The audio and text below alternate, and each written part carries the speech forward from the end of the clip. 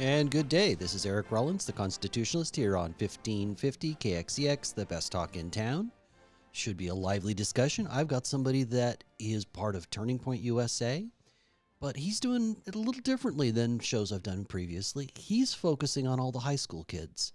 I believe that the earlier we can create a foundation where freedom rules the day, where free speech is actually free speech, because the left has made it so that you're not even supposed to think the wrong thing. Now, there is an element of the right that does that too, but they're not as loud and vocal and powerful.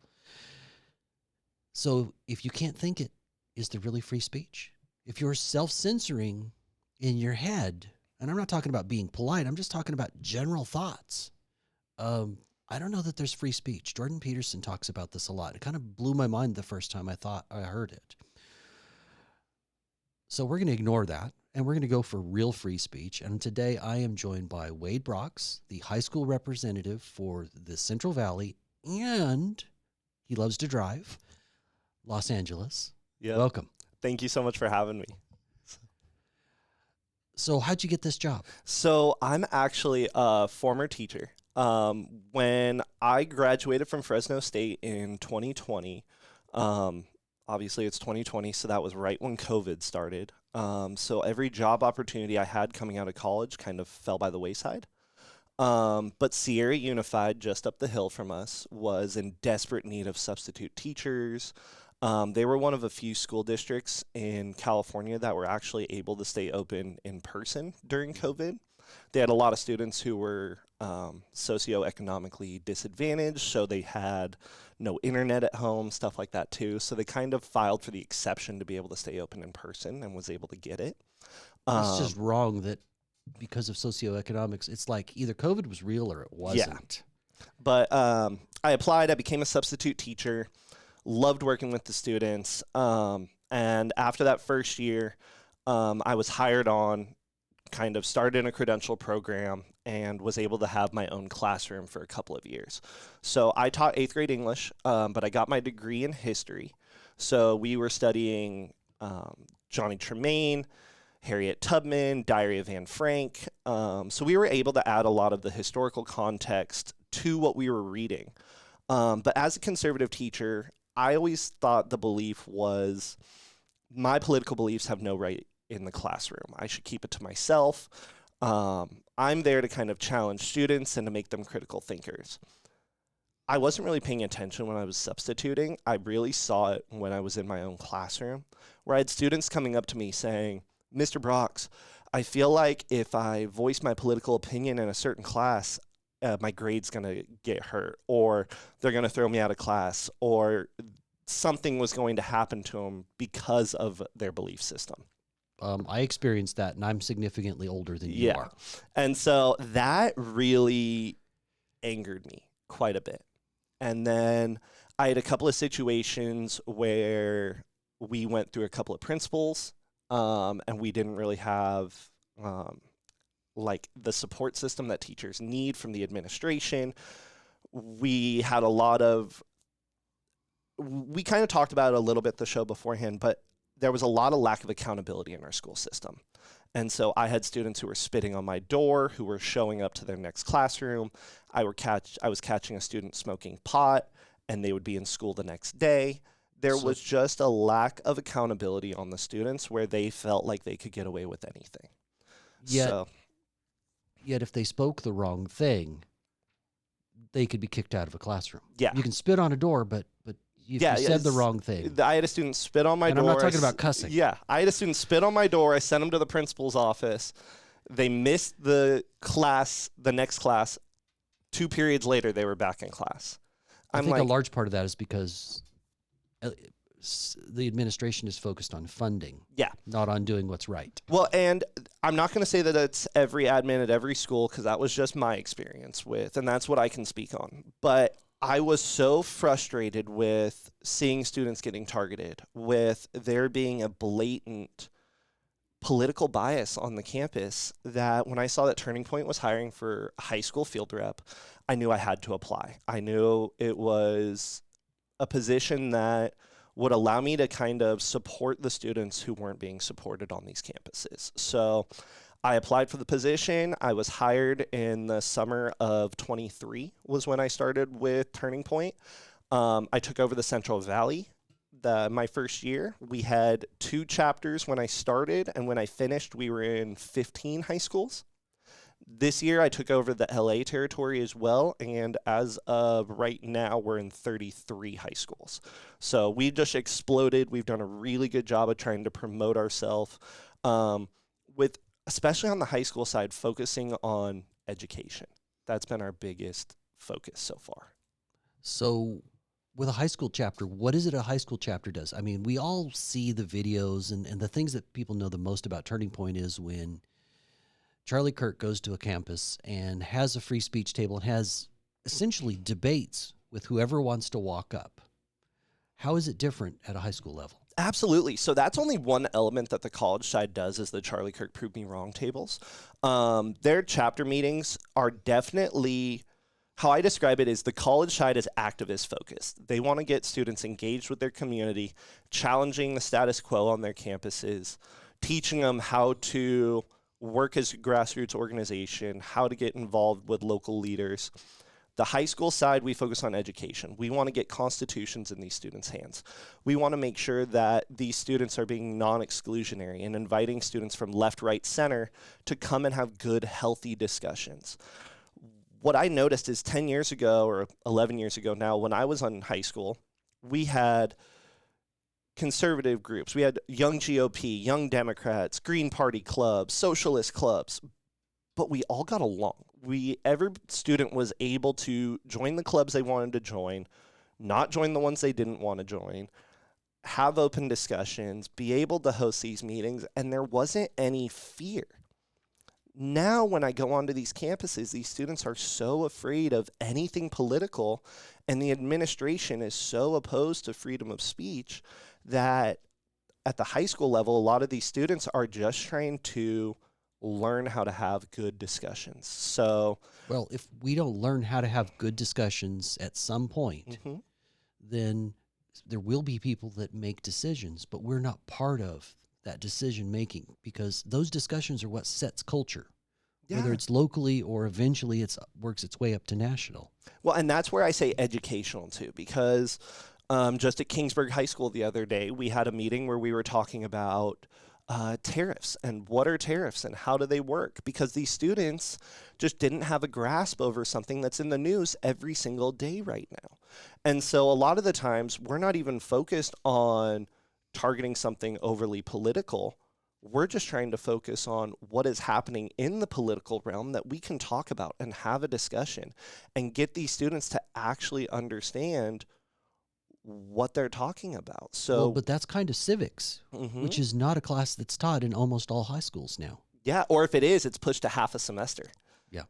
And so, who's the principal at Kingsburg High? You know what? I don't know their name off the top of my head. I'm sorry.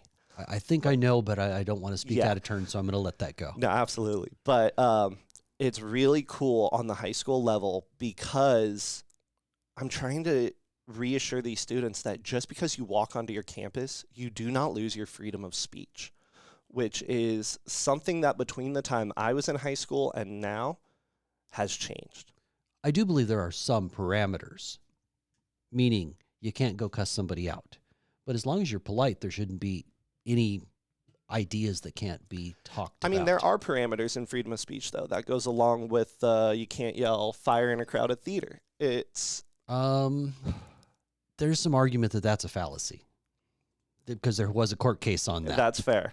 And I agree there are certain rules that you have to abide behind when you're on a high school campus, right?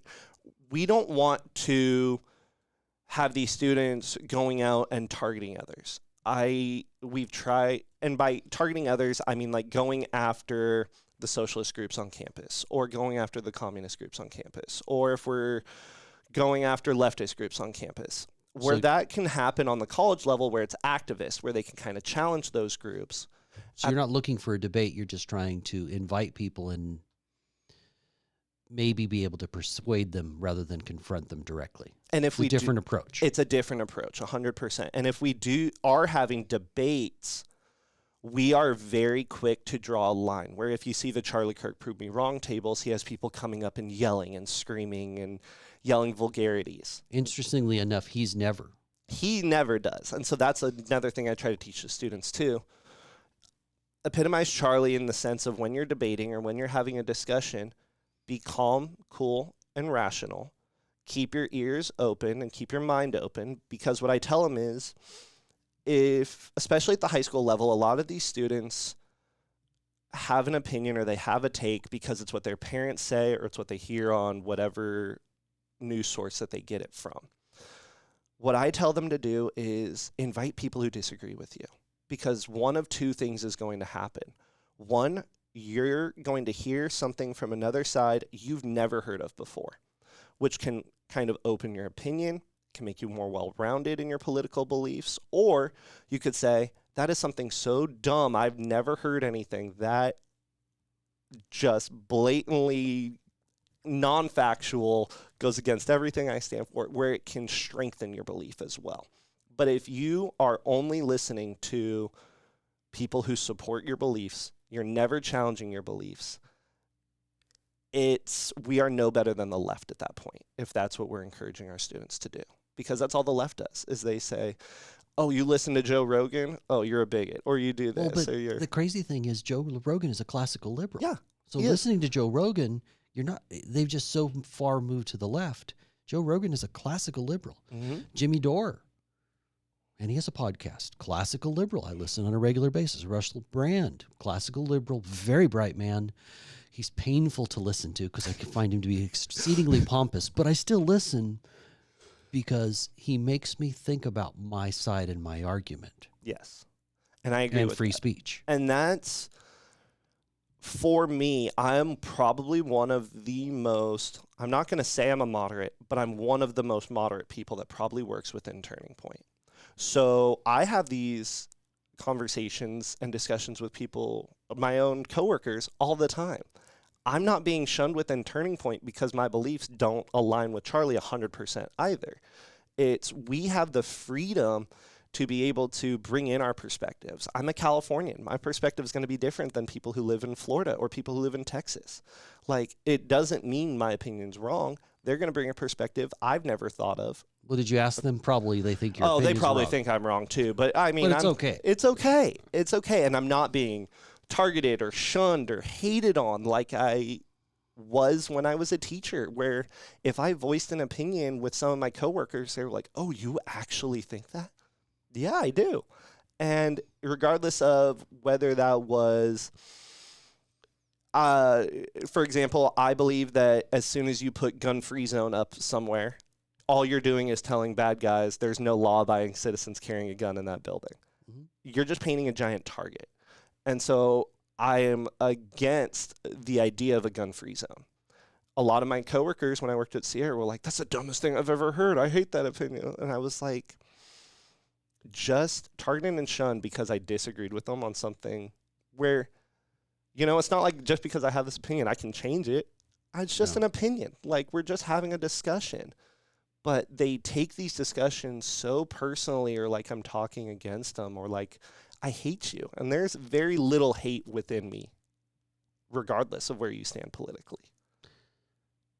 I think there's a hate with a lot of people, and it seems to rule the day very frequently, which is really too bad, because most liberals I've met, and I tend to not make new liberal friends, but I have many long-standing, very liberal friends. And we have interesting debates, and then we go get coffee or whatever. Don't drink, so we don't get a drink, but we go get coffee. Or sometimes during the coffee. And that leads to people in the coffee shop wanting to jump in, which can be rather wild, because if we're in their area, I'm going to be outnumbered quickly. The main thing is I have to keep my calm. I get better under fire. Yeah. And I try to make them go one at a time. Yes. Wait. If both of you are talking, I can't hear you. You want to be heard? Yeah, I have no problem debating. Let me respond to one thing at a time. Yeah. It's hard to follow 4 or 5 arguments at once. So yes, I 100% agree with that. Well, and two, I feel when I say the left, I am generalizing because I do have plenty of liberal friends or in liberal family. My father-in-law is one of the strongest liberals I know. Very bright, brings things to my attention all the time and perspectives that I don't think of or get from my news sources or things too. So when he and I have discussions, I love it. It's healthy debate. It allows us to have these good discussions without there being hatred. Where on the left, you hear more times than not when you go on MSNBC where it's, oh, did somebody vote for Trump? You need to kick them out of their family or not talk to them or don't invite them to Christmas. And that just don't cook for them. That goes against everything that I stand for. Where even when I was at USC last week at the Charlie Kirk Prove Me Wrong table, there was a father and son that came up where the son was conservative, the father was liberal, and Charlie said, guys, don't let your politics get in the way of the beautiful father-son relationship you have. You need to be able to set that aside and focus on what's important. And so at the end of the day, that's basically what I'm trying to get my students to understand at the same time too is, yes, we can have different political opinions. But I'll just use Sierra as an example because that's where I taught. We care about the issues happening on Sierra's campus, or we care about the issues happening at Clovis Unified or Fresno Unified. Let's focus on our campus because for the high school students, that's their world. That's where they can start making a difference. They want to talk the presidency. They want to talk the big elections. Well, everybody wants to talk those big things. But for me, it was this huge epiphany. I paid attention to national up till, well, I still do. But COVID was my great awakening, where I went, wait a minute. The people that are actually imposing what I consider to be tyranny, and Clovis was not as bad as most places, but we still were completely shut down from March 18th to May 9th. Now, compared to our sister city, Fresno, which we're now sitting in, wow, they're like, you had nothing. But I realized that who we elect locally matters, and changing yourself allows you to have influence with others. If you don't change yourself, you don't have that influence. Yeah. Well, it's local elections matter. I can't stress that enough. Like the people who say we have the lowest turnout there. I know, and I think that has to do with the presidency, where a lot of conservatives are like, well, my vote for president doesn't matter, and so they don't show up to the elections at all. And that is so detrimental because I'm like, look at the voting map. If you take away Sacramento and the coast, California was red. And that's so cool to see at the difference that we can make, but we have to focus local. We have to keep putting people on our city councils. We have to keep getting people to the assembly that are going to represent us at the local level. And when they stop representing us, we need to get rid of them. Well, at this point, we really just have one-party rule. When you have a supermajority, that means that you never need even one vote from the other party to get something through the legislature. Well, and then look at what they just did, too, is the new assembly people who are speaking out, they're shifting around and pulling them off of all the committees that they were on. So that's happened with Macedo and Tongipa. Yep, and those are the two that I talk to the most. And so it's just interesting to see the dynamics at play. And so I guess that's where I kind of want to dive into next, is because being a conservative in California is disheartening.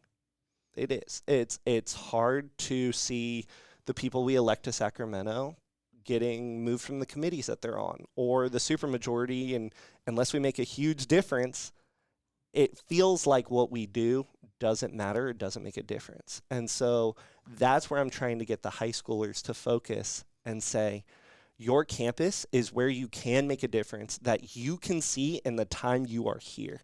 Well, and so it starts with this foundation. To change local, again, you have to build at levels. Those people that you're training now are potentially future leaders, which will eventually move into some aspect of government, or do something crazy like mouth off on a podcast constantly like me, or on the radio. So I see it as you have to build a foundation. Your job is building that foundation.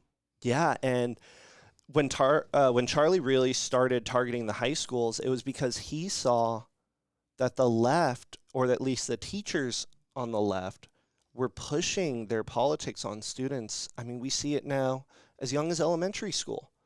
And so coming to the high school level, we are just trying to get back to empowering the students and trying to get them to see just because you are a conservative, you are not blatantly wrong.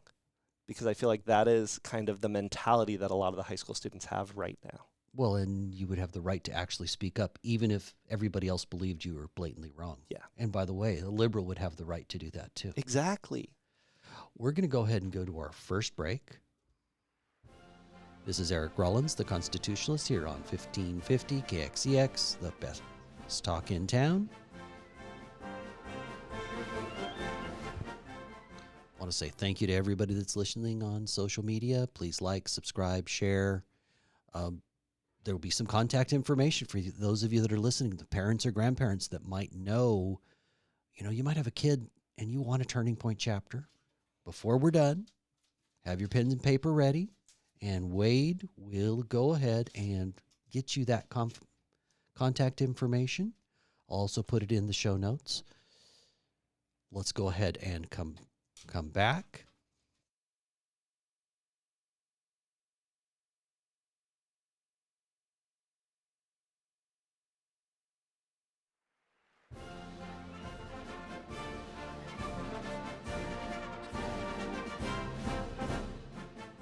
This is Eric Rollins, the Constitutionalist, here on 1550 KXEX, the best talk in town. Today I am joined by the Turning Point High School representative for Central California. Yes, even California is having an explosion of freedom with Turning Point, because I think that's the thing that Turning Point represents more than anything else is free speech. And they stand for all 5 aspects. For First Amendment isn't just freedom of speech, religion, assembly, petition. I'm missing one.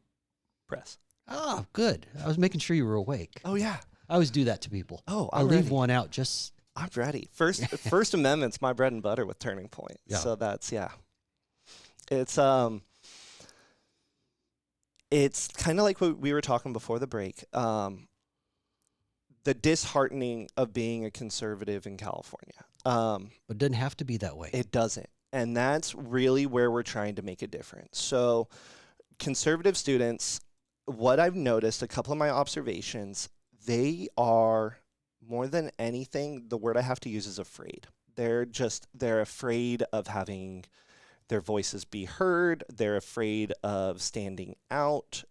Before the election, they really felt like they were such a small minority on campus that they're like, oh, I'm the only conservative student on my campus. No, it's that you don't talk. I bet you every place you've opened a chapter, there's suddenly conservatives coming out of the woodwork that people didn't even know. Out of the woodwork. It's, oh, you're a conservative, or oh, you believe this, or oh, you love the United States too. And so a lot of what the high school chapters do, it's a fun mix. So we as Turning Point do not tell our chapters what to do, what to say, how to run their clubs. We're a nationwide organization that is trying to empower and support conservative students on their campus. So however that looks to the students is what we're trying to do. Our major core beliefs are we are pro-USA, pro-Constitution, and pro-free markets. If a student believes in those 3 things, they belong in Turning Point USA. So we've done events at lunchtime where we do nonpartisan lunchtime events. We want to make sure any student can come up to our table or come up to the amphitheater, whatever event we're doing, and they can participate, or they can learn or walk away with something and say, that was so much fun. On Valentine's Day, I was at a high school, and we did just an I Love the USA event. So they put who was their favorite president, who was their favorite person in their life, what was their favorite part of the USA. Just simple things that any student can walk up and participate with, and then start getting some conversation going. But the left has decided that it is wrong to be patriotic. And I don't think they understand what a dual-edged sword that is. At some point, we will be facing something or some group of people that are not in this country that don't believe in freedom whatsoever. pick whoever it is, that will rise. Our young people who would have to fight that war will not be willing to fight that war if they don't believe in this country. The left has given up this idea that we have this commonality and patriotism and some basic things about, meritocracy, free markets.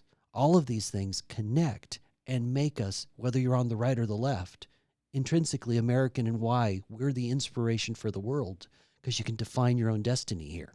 You can't in most of the world. Well, and I've listened to your podcast before, and sorry, you needed something to go to sleep. And you've made a very good point where you speak on the rights as citizens, and we are so blessed to be born in the United States and have the freedoms that we do have, that we have rights given to us that the government cannot take away. Mm-hmm. Where in other nations, the rights are given to you by the government, and therefore, when they deem that you don't have those rights anymore, can strip them away from you. And our ability to amend the Constitution but still keep this living and working document allows it to be modernized to society. We can change it and amend things if we need to uphold right, but it's the purposely society. difficult. It's purposely difficult because it should be. Mm-hmm. But at the same time, if we didn't have the ability for our Constitution to change, women still wouldn't have the right to vote. Right. And there's a lot of things that we can sit here and say, no, those changes needed to be made. We can agree on those. But see, I see those, for instance, minorities having the right to vote, women having the right to vote. Those are extensions of the general ideas of freedom expressed in both the Declaration and the Bill of Rights, meaning the first 10 amendments. Yes. That those are extensions of that. It's just that we did not fully realize that potential because the times were different. Yeah. No, the times were extremely different. I mean, when they wrote the Second Amendment, they wrote that as take down a tyrannical government, meaning you should have every weapon and tool that the government also owns. I don't know anybody who's got a military drone in their backyard. Yeah. I mean, that'd be cool, but I mean, I don't have I'd want to play with one. I want to play with one. I think that would be really cool. But there are certain things that obviously our founding fathers couldn't have accounted for. Right. But they wrote the Constitution in such a way that it allows the future generations to account for it. Mm-hmm. And so I just think getting away from patriotism and getting away from being pro-USA is so dangerous, because then, like you said, where do we unify? What do we come back to? Why bother to defend us if we're evil? Yeah. And it's, if you asked most adults in the U.S. today, what's the most patriotic day the U.S. has ever had, most of them would say September 12th, 2001, the day after the terrorist attacks, when everybody came together. People were angry, and there was a lot of Islamophobia that went around after that and stuff too, but at the same time, it was the most unified in my lifetime. It's the most unified in my lifetime too, and I was only in kindergarten when that happened. And I just feel like we have gone so away from trying to find what we can agree on or what we can unify on, versus nowadays I feel like we are so quick to say, oh, we disagree on this, so I can't be friends with you, or I can't get along with you. And so for Turning Point High School, that's one of the biggest shifts we're trying to make, is identify the similarities, identify with the people who you say you disagree with, what you guys can get along with. Even if that is, you have school pride. Even if that is the basis of where you can agree on, and you can't agree any more than that, you guys can sit next to each other on Friday night at a football game. You can go to a basketball game together and still root on your school. You can still have a unifying factor. And so the high school students who have really started with Turning Point have bought into that. And they've really changed the political environment on their campus, where now students are not afraid of having their voices be heard. They're openly expressing their voices on both sides or even in the middle, and they're diving into nuances on these opinions and trying to find, oh, I have this opinion, but my nuance actually agrees with this guy over on the left. And the political hatred on these campuses is so much less. Well, if you actually talk to people, I think that tends to happen. Yeah. And so that's I said talk, not yell, not demand that you can't say this because it's hate. Mm-hmm. Hate speech, one side defines hate speech as speech that they hate. Meaning, well, if you dare say something that disagrees with me, that's hateful. Well, that's not even rational. Yeah. Well, and if it boils down to something where somebody says something that offends me, okay, that person has the freedom to say that. I'm the one who's offended. They don't need to be watching my feelings. However, But wait, don't you guys also set up a crying room next to wherever you have your meeting? No, it's okay. We don't need a crying room. Everybody can hold their head up high. We can Even in high school? Even in high school, they can shake hands and walk out that door and still be friends. It's incredible. Wow. I know. The funniest thing that the high schoolers say, the one thing I hear more than anything, we don't want to be like the adults we see on TV with all the yelling and screaming. They look like children. Why are we acting more mature than they are? And I think that is hilarious. Out of the mouths of babes. Not quite babes, but almost. Not quite babes, but they are basically. And it's so funny because a lot of the students aren't 18, so they can't vote. Right. So the little changes they're doing, I'm like, why are you talking the presidential election? Like, if you guys want to support somebody as an individual, because Turning Point's nonpartisan, so we can't go knocking on doors for people. Right. But as an individual, you could say, hey, guys, I'm going to go knock doors for this person on Saturday. If anybody wants to come, like that's where you can start making a difference. And that's where these kids don't even know how to get involved in conservative groups. And unfortunately, a lot of conservative groups, they all say, we want the youth here. We want the kids at our meetings. But they host their meetings at lunchtime on a Thursday when the kids are in the middle of school. And they're like, why is there no youth here? And so I feel like there's a big missing bridge between the active conservative groups, or the ones who are established, and the high school students or even college students who have busy schedules, who are maybe in class during the middle of the day, who aren't retiree age, who are trying to get involved with these groups. I know, being a grassroots activist, I have reached out to and invited Turning Point people to events for free. Just come. They tend to, aside from the leaders of Turning Point, not come. Mm-hmm. Now, I think the problem and the breakdown is somewhat my fault. It's somewhat their fault, but it's somewhat my fault. I never said, hey, is there any way I could come to a chapter meeting and talk to you? And I think that's the biggest difference we need to be making right now is I've tried to push the high school students to community groups. I've tried to get them involved with stuff. And I agree, right? We try to get them there. Maybe the president or the vice president shows up. And so I've talked to these students. What's going on? What I found out is pretty much what every parent already knows. The student leaders on campus are the ones who are involved in everything. Those are the parents who are driving their kids to dance or to a sport outside of school on top of the sport they're already doing. Plus they're involved in extracurriculars such as... So they're the super doers and they're the already super overdone. doers who are overdone on top of everything. Yeah. So trying to encourage them to go to these things does become hard and difficult, which I don't want to criticize the students because it is so important to be involved in high school and well-rounded and involved in multiple things. And so what we're really trying to do with the high school groups especially is let's invite some community leaders to come speak at your meetings, come invite some groups to come speak. So that way if maybe a student or two is like, oh, I really resonate with the Women's Federated, or if I really resonate with another group or whatever that is. And since it's their chapter, they could pick the group. Exactly. And so that's really what we're trying to do more is we are trying to get community members to come to our meetings, to come and show up and be, hey, if we're having a meeting at lunch, we'd love to have a guest speaker. Would you guys share what you're doing? Would you share what you're trying to do here? Because unfortunately, when talking to my high school students, when they talk to outside groups or they're showing up, it feels like the outside groups are just trying to use them and not support them or empower them. Like if they have Okay. so for example, like I've had certain groups who have come up and been like, oh, we want your high schoolers to show up to this meeting.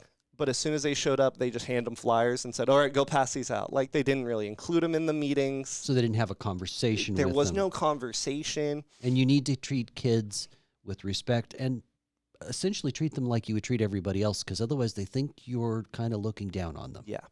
Well, and quite frankly, if we're looking at conservative groups in Fresno, where we're located right now, it's kind of embarrassing for the students to try to get involved, especially in Republican Party and stuff like that. They can't figure out their own stuff. Mm-hmm.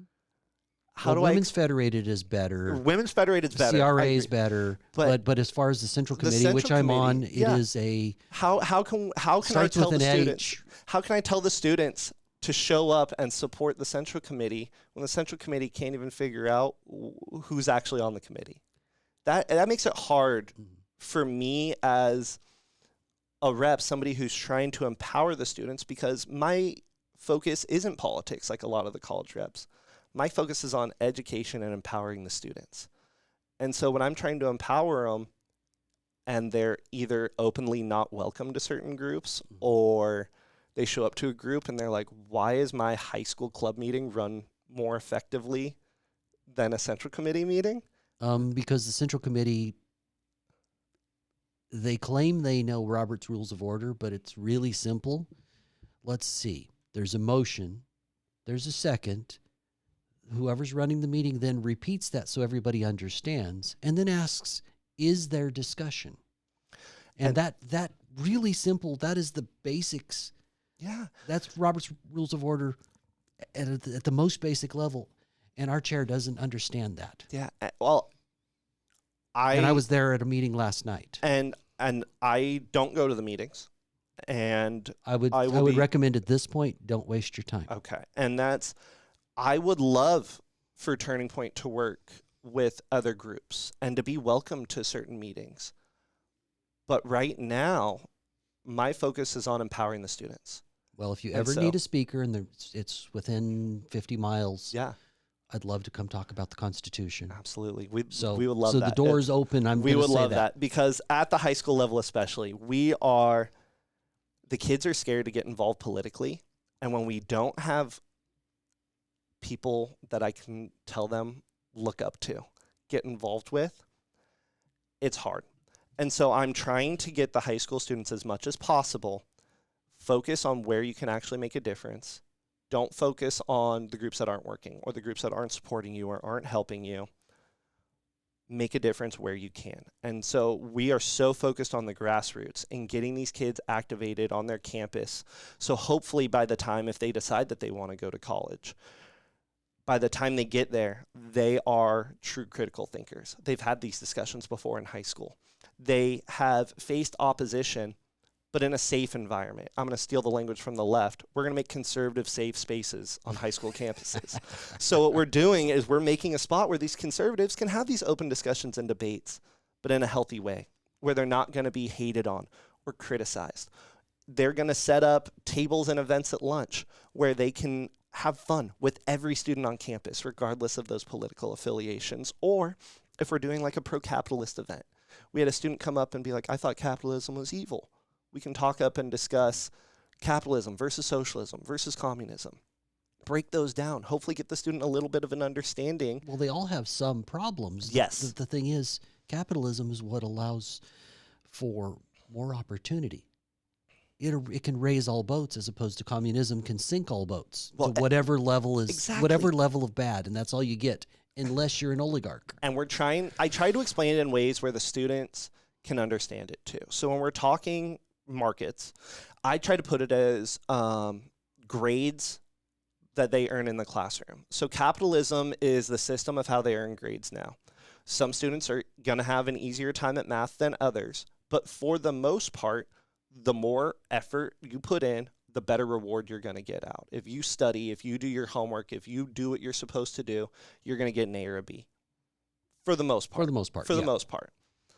If we're talking communism, then regardless of how much you put in, the teacher can decide to hand out grades however the teacher wants. Right. If we're talking socialism, regardless of how you do on the test, everybody gets the class average. So breaking it down in a way where these students can kind of understand, and then expanding on that further and just having discussions with them. They're like, well, I wouldn't mind a class average. And we're like, socialism will be great if every single person pulled their weight and did what they were supposed to. But you know the student who is always asleep in the corner of their classroom, or shows up high, or isn't pulling their weight. PragerU does a great video about, well, okay, let's talk about socialism. And then the college students are all in until they want to apply it to their grades. Yep. And that's where I say is socialism is, I think socialism could be phenomenal if human nature wasn't what it was. If we knew there wasn't people who were going to mooch off the system, who weren't going to pull their own weight, but if everybody pulled their weight and did equal work and did what they were supposed to, I think it could be awesome. But that's never going to happen, and because of that, socialism is implicitly a failed. It can't be implemented fully. We have socialist tendencies in our government and in our world today, where we pay taxes and we get police and we do other things. But I don't quite view that as socialist, and I think the students don't either. So we're going to go ahead and take our last break. This is Eric Rollins, the Constitutionalist, here on 1550 KXEX, the best talk in town.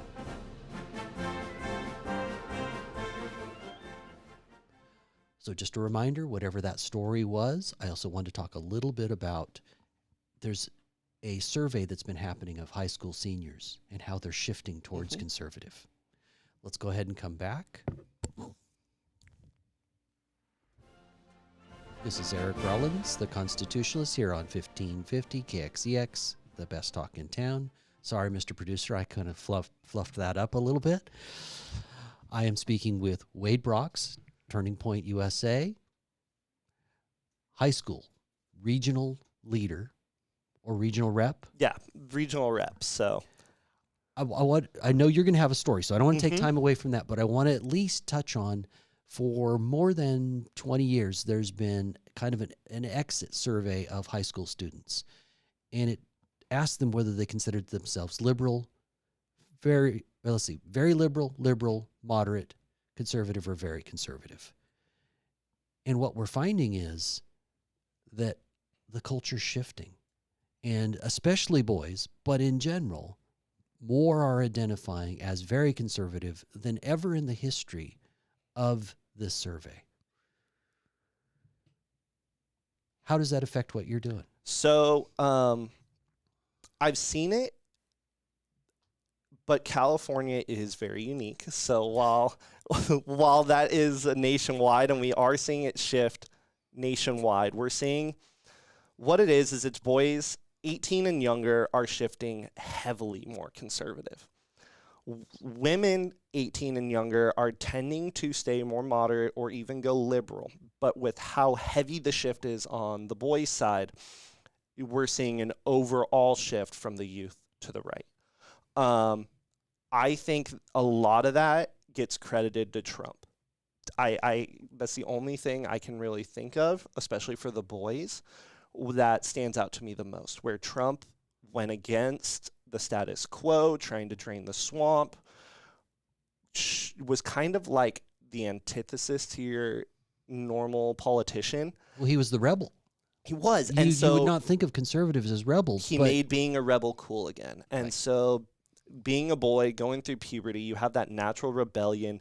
I think that kind of empowered him. Plus, over the last 10 years, boys especially have been being told masculinity is toxic. Being a boy is bad, or doing any of these things that, like these traditional male or female bubbles, if you fall into that or you're doing too many male things, you're too toxic of a man.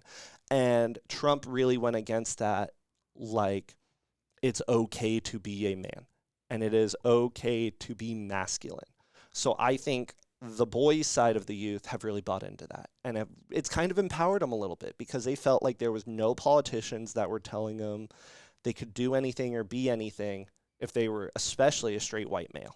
Yeah. If you're a straight white male, you're at the bottom of the totem pole. Like, you have to sit there and be quiet.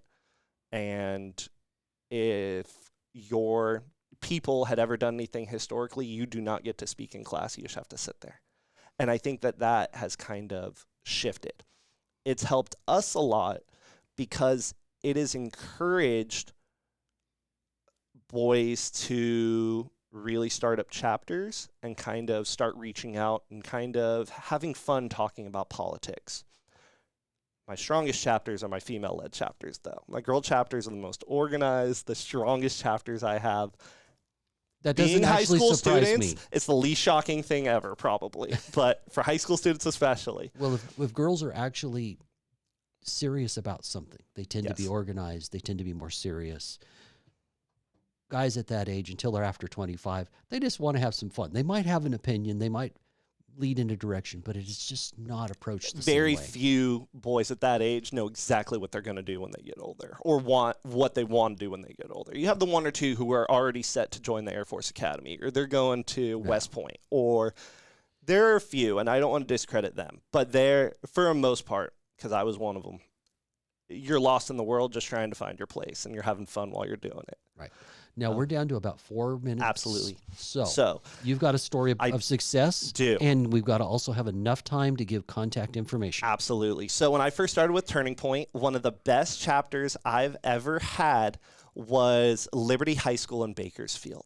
There was a boy named Dylan who started the chapter before I was even a rep, and he had fought against the school during COVID. He kind of got Turning Point on the campus there. Dylan graduated last year, and a couple of new ladies took over this year. At the start of the semester, they had 6 students. They're up to 100 and I think like 15 now as a part of their chapter. So they rock. They rock. They crush it. They're doing events monthly. We have a meeting coming up this Friday, and we're doing a freshman orientation on Monday. They are so involved and so on top of it and just so wonderful. And really, my call to action for everybody listening is just, if you are a parent or a grandparent of a high school student, if you know friends or family who have high school students, if they are moderates or conservatives or pro-Constitution, please get them in contact with me or Turning Point, because we'd love to kind of empower these students and make sure that they know where they belong. My email is wade.brox@tpusa.com. Or you can go to the tpusa.com website and just click on the Get Involved tab, fill out your information, and a field rep will reach out to you. So say that one more time. Yeah, so tpusa.com, we have the Get Involved tab right where when you open the website, just fill that out and hit submit. Or you can send me an email to wade.brox@tpusa.com. Well, good. Yeah. This leaves me hopeful. Yeah. Because let's face it, here in California, it's a lot harder to be hopeful. But we can make a difference. I've watched, since I've been involved, new people go, I've had enough. I think they've largely been inspired from the top.